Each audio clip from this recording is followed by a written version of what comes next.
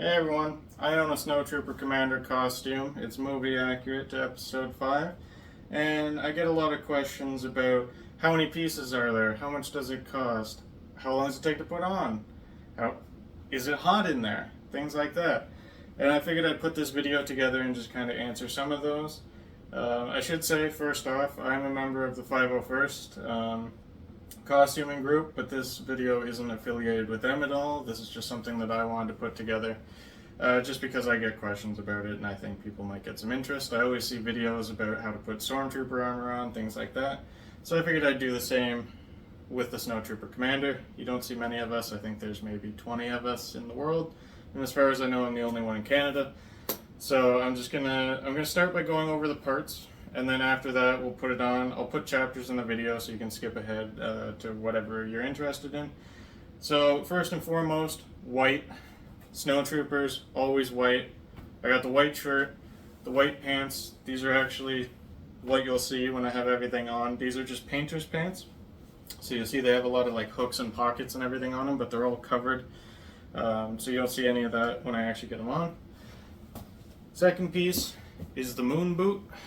So this is just a brand of ski boot basically that had to be modified. I had to take all the logos off, all the laces and the metal pieces for it are now gone. I kept the drawstrings just because it makes it easier. So we got those. Those are one of the harder things to get. I think when I went to order those, our Kardashian wore one, so they were sold out pretty much everywhere. Second piece, chest armor. It's all fiberglass. I had to repaint this. It's got all the details on it. Fairly standard, straightforward stuff, but it still looks cool. And that's the back. You can see it's just got these kind of dangly straps that just go through loops on the sides. That's one of the hardest parts when it comes to putting this on by myself. Next piece I'm going to show is the helmet.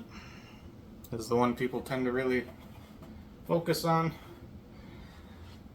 It's got a nice shine to it. I sanded it for hours and hours to try and get that shine. It's got green shiny lenses in it as well, and the little metal details on either side. And one of the questions I get is, what's the inside look like? And I always wonder this from like stormtroopers and stuff. It's not very pretty, I'll tell you that. So basically, I've got a phone charger in the middle and two battery, I think they're PC fans, and then I've got this little switch here turned on. I don't know if the mic will pick that up or not, but it blows up on the lenses so they don't fog up. And then I've got these little fabric things because this will rub on the shoulders, which I'll show you later, and it's just ruins the paint if you don't do something. And then I've got just a welder helmet. I took the inside out and stuck it in here so I could adjust it and stuff. So that's the helmet. And then, if I can get that to sit down, one of the most important pieces, ice packs. I usually put this right here because it gets insanely hot in this outfit because it's movie accurate. And in the movie, they were actually filming in, I think it was Norway, so it was very cold. So I'm wearing winter clothes indoors, and it gets really hot, so I need that. Next piece is the belt and holster. So pretty straightforward. It goes about right here, and you'll see that later. And in the holster, again, that's also plastic. Most of the white hard things are plastic. This is the Snowtrooper Commander gun. This is just 3D printed. It's based off a German Mauser pistol from World War II. Yeah, just 3D print. I got it off someone on Etsy. It used to have an orange tip, but I lost that. It's really light. Usually hold it like this because my finger with the gloves on won't actually go in there. So yeah, that's that. And yeah, you can look on Etsy and get those at decent prices. They're 3D printed, or if you have a 3D printer, you could just do it yourself. Next piece, Codpiece, goes right here. Also fiberglass, and it just has regular clip for the back.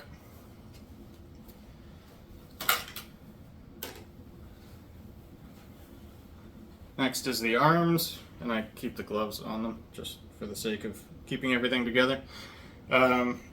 So the white parts again are fiberglass. I got these pretty shiny, thankfully. The gloves are just TIG welding gloves, I believe. And then these hand caps are also just fiberglass. And then this is the little Commpad, which I had to kind of make myself. I had a base for it already, and then got the washer on it. I had to shape it a bit, and then this thing on the top of it is actually just an old connector from some radio.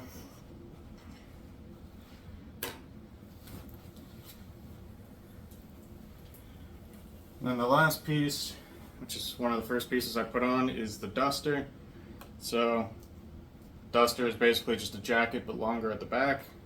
And it's got the shoulder pads just velcroed on, or shoulder armor I guess. And these are just fiberglass as well. This was custom made somewhere. Okay, next two pieces are the thermal detonator, which goes on the back. I'll bring it up close. This is just piping you can get at Home Depot, and then the ends you have to get online. They're fiberglass as well. And that's just metal clips on the back, clips onto the belt. So that's that. And the last piece are just the shoulder bridges. So these go between the chest armor and the back armor. And these, because they're fiberglass, I just have Velcro on them to Velcro them on. You should realistically have them just riveted on to the actual front armor, and then they hang on the back. But you're supposed to do that with flexible shoulder straps, which I don't have. So yeah, next step, we're going to start putting stuff on. It's going to get real hot for me really quick, and I'll have to take my glasses off because I don't wear contacts, and I haven't figured out a way to get them into my armor because the lenses are right in front of my eyes. So I'm going to do that next. Okay, we're going to start with the first step now, which is just putting the boots on. You're not really going to be able to see this just because it's down a little bit. These actually lift me up probably an inch or 2 inches. I'm already 6 feet tall, so I end up fairly tall with this, and the helmet bumps me up a little bit more. So basically I just have my pants tucked into my socks, and then I just put this on like so, and I just make sure that the drawstrings are inside because those aren't movie accurate. So we get both of those on. They are universal, you can put them on either side or either foot, but once you kind of wear them in, you want to keep them on the same side. So yeah, I'm a little bit taller now. It probably won't be easy to tell, but next step is the duster. Actually, no. Next step is the ice pack, which I wasn't going to wear for this, but it's going to be hot, so I may as well. So yeah, like I said, I just put it basically between my chest and my stomach, I guess. I found that works the best for helping keep me cool.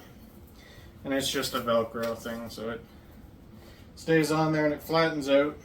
That's part of the reason I got it, because it goes underneath the armor so you don't see it, which helps. Get the duster next. So this just goes on basically like a jacket. The only thing I have to watch is, because I have the long hair that you've probably seen flying around, is that I have to make sure that's not seen. So that stays under the duster. Has a zipper on it, and then 3 Velcro straps. Actually, before I do this up, I have to put on the Codpiece. So it just clips on the back. I should have probably done it before I put the duster on, but it's been a little while since I had this on, so I kind of forget the process sometimes. And that just sits like that, and then we zip this up. And this actually overlaps, so it sits on top of the Codpiece. And we just have to make sure it's tucked in right.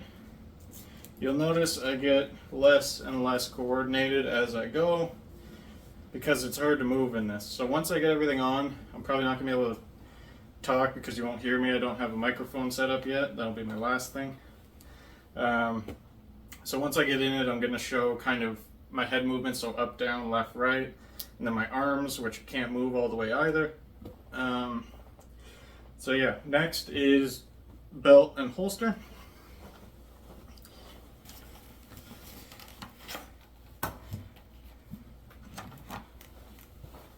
I leave the blaster out of it when I put this on just because it's really heavy. And I didn't show, but there's actually a loop on each side of this that this just goes through. It is always much easier to put these on if you have someone to help. We usually call them handlers. They'll help you put stuff on, help you walk around if you can't really see very well, which I can't. And this is being a little tricky. Okay. So this, because it holds the thermal detonator on the back, has to be fairly tight. So I usually end up having to do it twice. And pull this back down. Now we don't have to worry too much about the seam. You don't see it very much, so it's not really top of my list of things to check when I put everything on. We'll do the thermal detonator next. Just make sure the belt's centered. So this actually covers the overlap in the belt. Makes it a little easier. And like I mentioned, it just hooks over the belt. And it just sits kind of right there. So the back armor will be just a little bit above that. Next, we'll put the blaster back. Doesn't sit in quite as well as I would like, but it is easy to get in and out, so that's fine. Just have to make sure it doesn't come too far forward.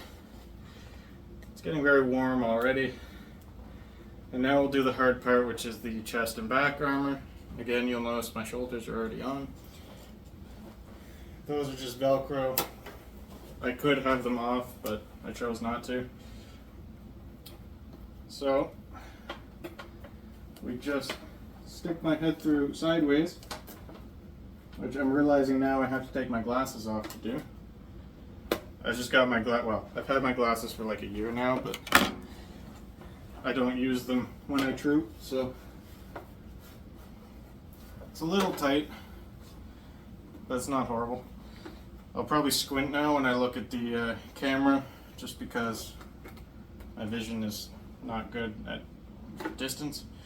So the hardest part here now is just getting these straps working. Basically I have to put it through this tiny little loop, and I might have to cut the video ahead a little bit just to get it right, because this tends to take a long time and I've already done it wrong. So I have to take it back out. It has to come from the outside and go in. There's probably a better way to do it, but then it won't be movie accurate, and that's kind of what we go for. So there is some pain associated with just making sure things are accurate to the movies. And I think I still have it wrong. I'm just going to cut ahead so that I can stop talking and kind of realize what I'm doing here.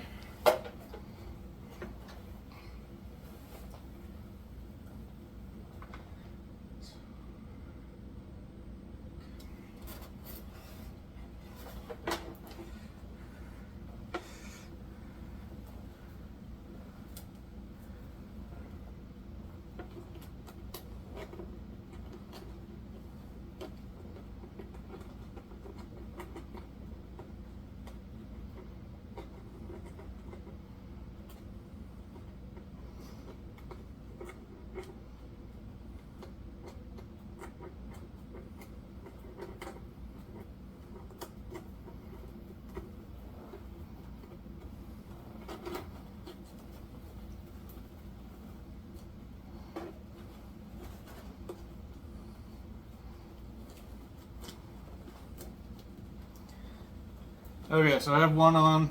it probably doesn't look great. I would just get a handler to help me with that, if I had one. Now I just have to do the other side. Now we're good to go. Again, I can't see at all what I'm doing when I do this, so it's for sure the hardest part. I used to try and get them tight, but then it can pull your armor and it kind of looks weird. So I just leave it loose and kind of just let the front and back hang, and these are basically just here for looks, more than anything else, I'd say.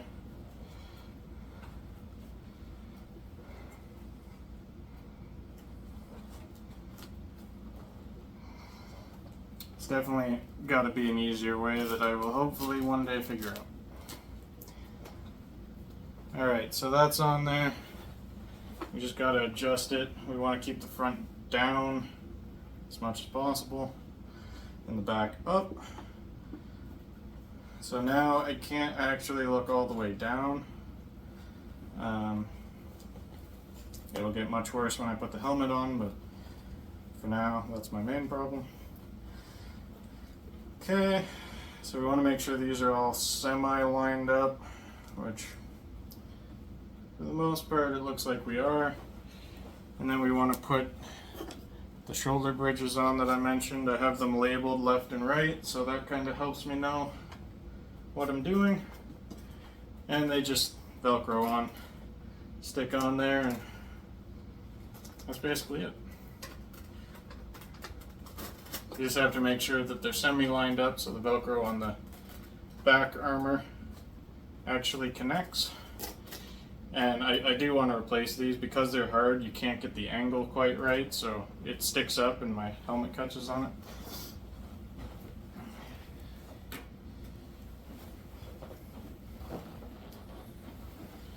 Okay, now I've got the gloves. I'm going to put them up here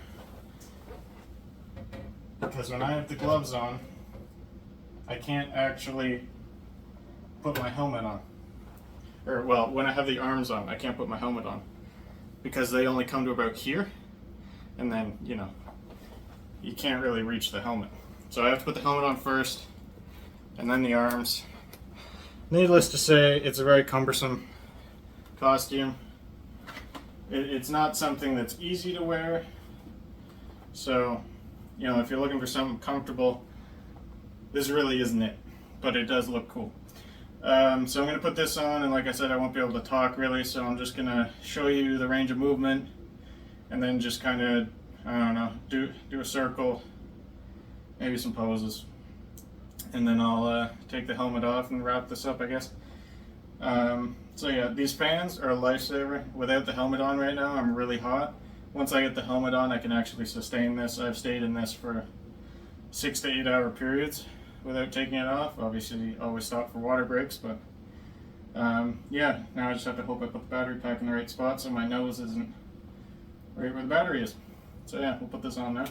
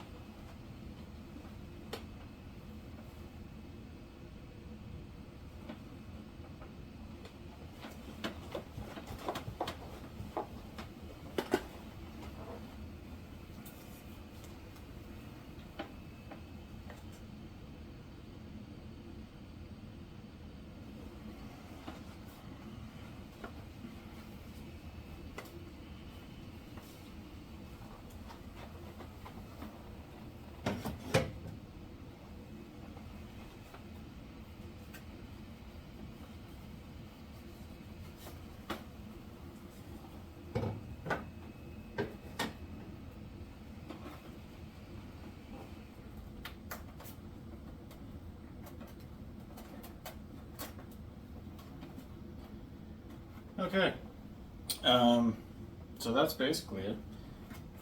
I didn't have the battery in the right place at all, so it was actually basically pushing my nose like crazy.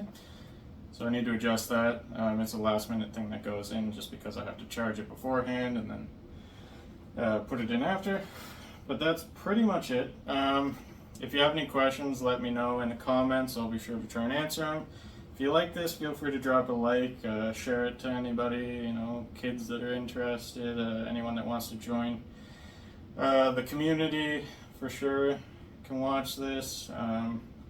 And yeah, I'll try to answer any questions and stuff that you have. I'm not going to take this all off on stream just because it's basically the same thing but backwards and sweatier. So that'll probably do it. Thanks again for watching, really appreciate it. I'd say subscribe for more, but I don't usually do this kind of content, but if there is interest, I can definitely do some more with the costume if people have specific questions that they want me to go in detail about the process or anything like that. I can definitely do that as well. So thank you for watching. Hope to see you somewhere in this, but realistically I won't be able to see you because I'll be basically blind. I'll be at Fan Expo Canada in Toronto. If you see me, well, if you see anyone in a costume like this, it's me, because I'm the only one in Canada as far as I know, and I don't think anyone else is coming. So yeah, I'll be wandering around a little bit, and then I'll probably be at the 501st booth. So yeah, that's gonna do it. Thanks for watching. Bye.